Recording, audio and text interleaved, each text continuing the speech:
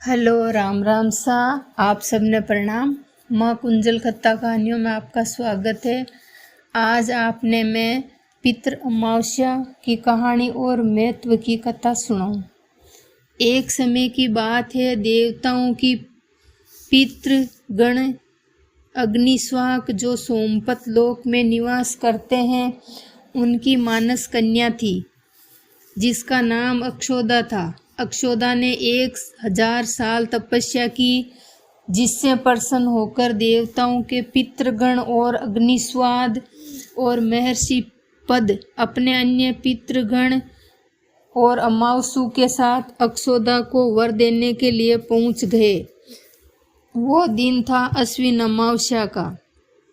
उन्होंने अक्षोदा से कहा, हे पुत्री, हम जब तुम्हारी तपस्या से बहुत प्रसन्न हैं, जो चाहे वह वर मांग सकती है। लेकिन अक्षोदा ने अपने पितरों की तरफ ध्यान नहीं दिया और उसका सारा ध्यान तेजस्वी पितर अमावसु पर चला गया और वो अमावसु की पलक झपकाए बिना निहारती रही और कहा, हे भगवान, आप सचमुच मुझे वर दे सकते हैं।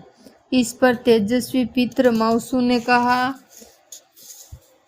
हे अक्षोदा, वरदान पर तुम्हारा अधिकार सिद्ध है, इसलिए निसंकोच होकर कहो। हे भगवान, यदि आप वरदान देना भी चाहते हैं तो इसी क्षण से आपके साथ भ्रमण करके आनंद लेना चाहती हूँ। अक्षोदा के इस तरह कहे जाने पर सभी पितृ क्रोधित हो गए और क्रोधित होकर अक्षोदा को श्राप दे दिया। पितृलोक से तर्पित होकर पृथ्वी लोक पर जाएगी। पितरों को इस तरह श्राप देने पर अक्षोदा पितरों के पैरों में गिरकर रोने लगी। इसी पर पितरों को दया आ गई और उन्होंने कहा, अक्षोदा, तुम पितृयोनि से श्राप मिलने के कारण मत्स्य कन्या के रूप में जन्म लोगी। पितरों ने आगे कहा, हे भगवान, ब्रह्मा के वंशज महर्षि पाराशर तुम्हें पति के रूप में मिलेंगे। तुम्हारे गर्भ से भगवान व्यास जी जन्म लेंगे। उसके उपरांत भी अन्य दिव्य वंशों में जन्म लेने के बाद तुम श्राप मुक्त होकर पितृलोक में वापस आ जाओगी। पितरों के इस तरह कहे जाने पर अक्षोदा शांत हुई।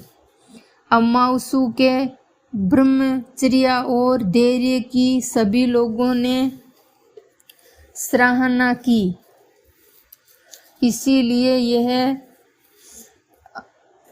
अमावस्या तिथि अमावसु के नाम से जानी जाएगी।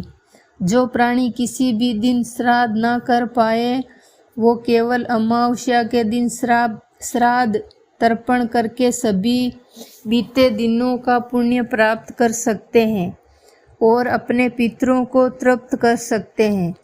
इसी पाप के पश्चाताप हेतु कालांतर में यही अक्षोदा महर्षि पाराशर की पत्नी और वेद व्यास जी के माता जी सत्यवती बनी थी।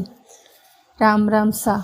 आप हमारा चैनल ने सब्सक्राइब और लाइक ज़रूर करजो सा।